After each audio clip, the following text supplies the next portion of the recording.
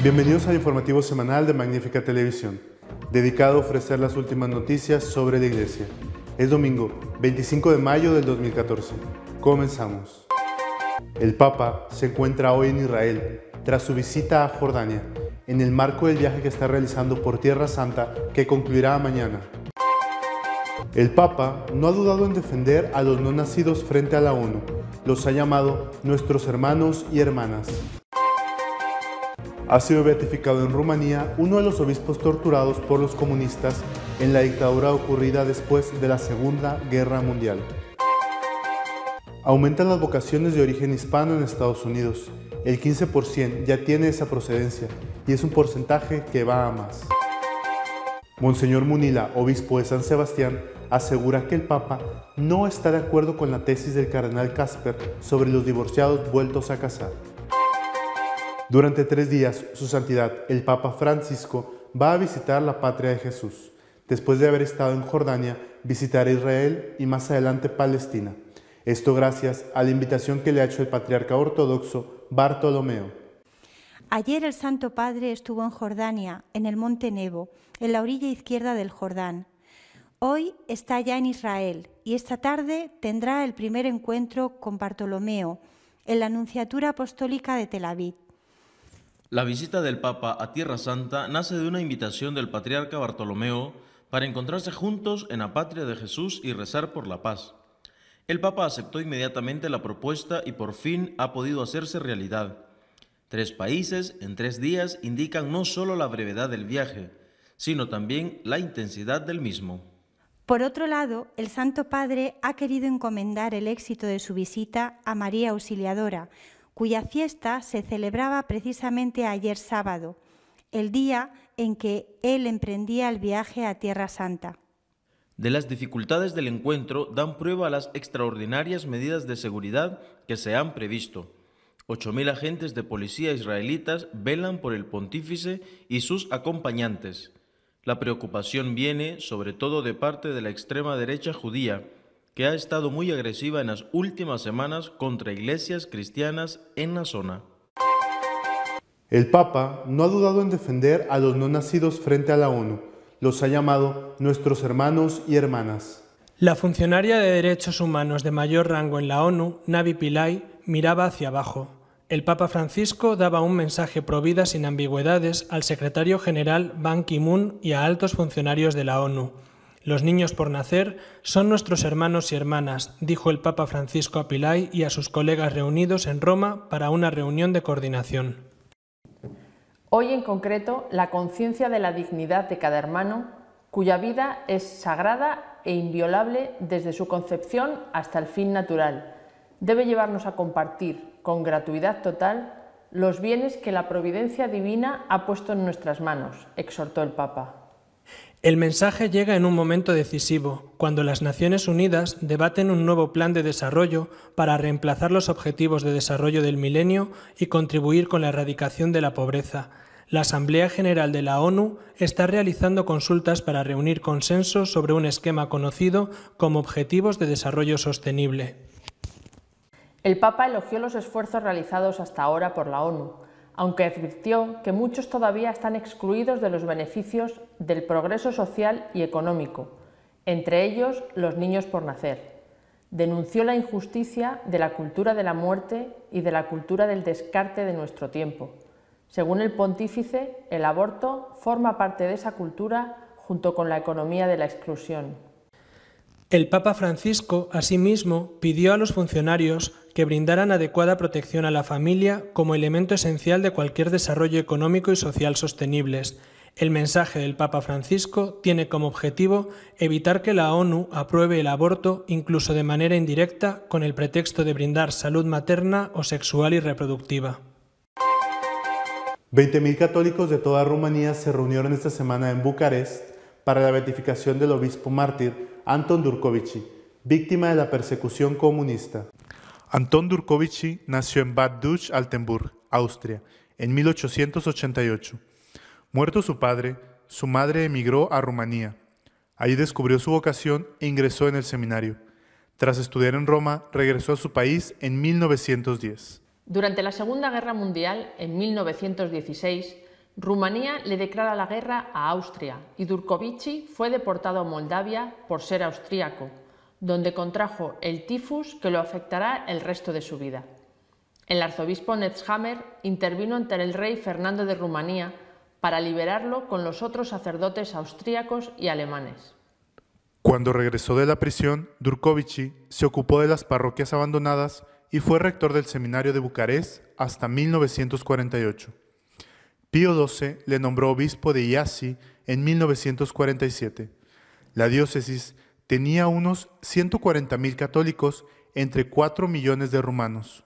Durkovići recorrió todas las parroquias consagradas al Inmaculado Corazón de María. Desde 1948, Rumanía estuvo bajo la dictadura del Partido Comunista hasta 1989, procurando eliminar todas las confesiones religiosas del país. Ese tiempo es llamado el de la Iglesia del Silencio. El gobierno pretendía separar la Iglesia rumana de la obediencia de Roma y los obispos Durkovići y Marton Aron fueron los principales opositores al gobierno ateo. El 3 de agosto de 1948, el gobierno comunista cierra todas las instituciones católicas, seminarios, escuelas, hospitales y hospicios. En octubre de 1948, la Iglesia greco-católica fue disuelta y sus bienes pasaron a la Iglesia ortodoxa. Los obispos greco-católicos y muchos sacerdotes fueron encarcelados. En 1949 le llegó el turno a la Iglesia católica de rito latino. Fueron arrestados todos los obispos, entre ellos Monseñor Durkovići. Tras numerosas torturas y humillaciones para que renunciara a la fe, Durkovići se sintió moribundo y a través de una cerradura pidió a otro prisionero, el padre Rafael Friedrich, que le diera la absolución. Murió de hambre el 10 de diciembre de 1951 y su cuerpo fue visto por el obispo greco-católico Ioan Ploscaru, también prisionero, a quien ordenaron limpiar la celda. La Iglesia Católica de Estados Unidos no solo se enriquece con los laicos de origen hispano que llegan por medio de la inmigración, sino también por nuevas vocaciones. El 15% de los sacerdotes ordenados en las diócesis tienen esa procedencia.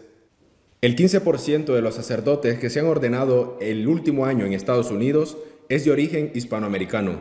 Así lo revela un informe publicado por la Conferencia Episcopal, que destaca el porcentaje de los nuevos sacerdotes que pasaron por escuelas y universidades católicas no llegan al 50%, mientras que la gran mayoría que frecuentaba la adoración eucarística y el rezo del Santo Rosario antes de ingresar al seminario. Se estima que la mitad de los ordenados de esta generación estudió en una escuela primaria católica, un 41% en un Hill School católico y un 45% en una universidad confesionalmente católica. El estudio que arroja estos resultados fue hecho por el Centro de Investigación Aplicada al Apostolado de la Universidad de Georgetown. El presidente del Comité sobre el Clero, la Vida Consagrada y las Vocaciones, Monseñor Michael Burbiquet, describió los resultados como motivantes y afirmó que el número de nuevos sacerdotes es satisfactorio, mientras que la calidad de los mismos es elevada. Sin embargo, necesitamos más sacerdotes y los necesitamos especialmente en la comunidad hispana, declaró el obispo. Otros resultados de interés incluyen la edad promedio de los nuevos presbíteros, 32 años, y el alto número de extranjeros, 31%. Los países que más aportan al clero estadounidense en este sentido son México, Vietnam, Colombia, Polonia y Filipinas. La gran mayoría son católicos de nacimiento, pero un 9% son convertidos desde otras confesiones, mayoritariamente protestantes. Monseñor Munila, obispo de San Sebastián, asegura que el Papa no está de acuerdo con la tesis del cardenal Casper sobre los divorciados vueltos a casar. En el programa Sexto Continente de Radio María España, que dirige Monseñor José Ignacio Munilla, obispo de San Sebastián, el prelado respondió a las preguntas que le hacen los oyentes. Una de estas le dio pie a hablar de la cuestión de administrar la comunión a divorciados vueltos a casar. Monseñor Munilla asegura que no le cabe la menor duda de que el Papa Francisco no apoya esta iniciativa. El prelado vasco insistió en que no es la primera vez que se plantea algo así y que, pese a que Francisco pueda dar la impresión de estar en sintonía con las propuestas del cardenal alemán Casper, esta falsa apariencia es fruto de la ausencia de miedo por parte del Papa a escuchar opiniones diversas que den lugar al diálogo sobre temas importantes. Por 2 veces estas peticiones ya fueron rechazadas explícitamente por la Iglesia Católica, y no me cabe la menor duda de que éstas serán desestimadas de nuevo. Desde luego, como tuvimos ocasión de comprobar en la reciente visita de Límina de los obispos españoles, la Congregación para la Doctrina de la Fe tiene muy claro su posición sobre este tema. Jesús es contundente en el Evangelio. La Iglesia no puede hacer una excepción a este principio, diciendo que se puede comulgar habiendo cometido adulterio. Sería lo mismo que decir que se puede comulgar habiendo calumniado al vecino, sin arrepentirse o con cualquier otro pecado, pero entonces estaríamos hablando de derogar el principio de comulgar en gracia de Dios, ya que no se puede pretender se dé una excepción en una materia y no en otra. Lo que sí es previsible es que en el próximo sínodo sobre la familia se plantee que las causas de nulidad matrimonial tengan un proceso más sencillo. Hay muchos matrimonios que son nulos. En estos casos, sería bueno tener un discernimiento más ágil. Esto no tiene nada que ver con la petición del cardenal Casper de romper la tradición de la Iglesia y con la indisolubilidad del matrimonio. Nuestro comentario editorial de esta semana está dedicado a la visita por Tierra Santa que el Papa Francisco acaba de iniciar.